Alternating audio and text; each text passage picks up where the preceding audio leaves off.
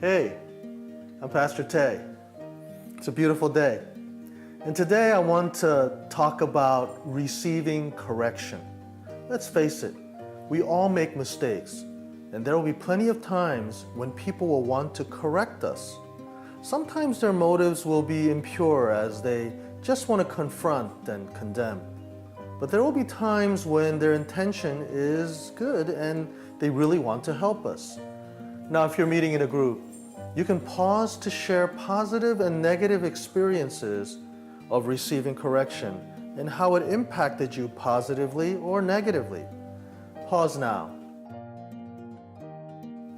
Now, it will take wisdom on your part to know their good intention and to respond in a godly way.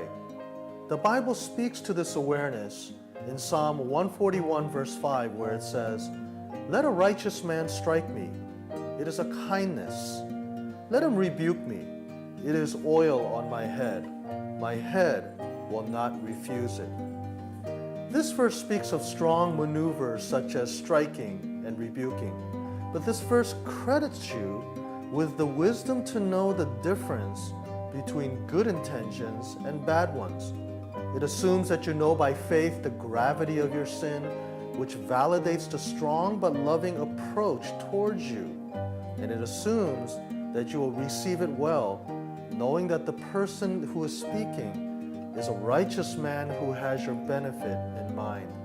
Now, if you're meeting in a group, you can pause to share if you had this kind of experience of receiving strong correction coming from a righteous person. Pause now. So, if you have this kind of wisdom to receive this loving correction, you actually realize that the word of exhortation is really from God Himself. For it is God who sends people to you with a message, right? And that it really is God Himself who strongly desires that you grow through this strong conversation. And so you are to receive the correction as oil on your head. Such an anointing with oil is to be considered a blessing. It's a blessing to have such caring friends who are not afraid to speak the hard truth to you in love. And it is the blessing of spiritual growth that comes through such correction.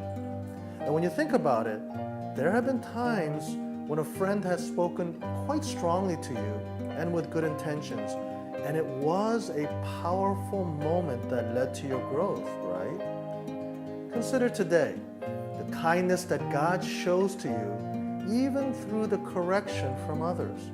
And then ask God for the grace and wisdom to receive this special blessing as part of the greater purpose for your life.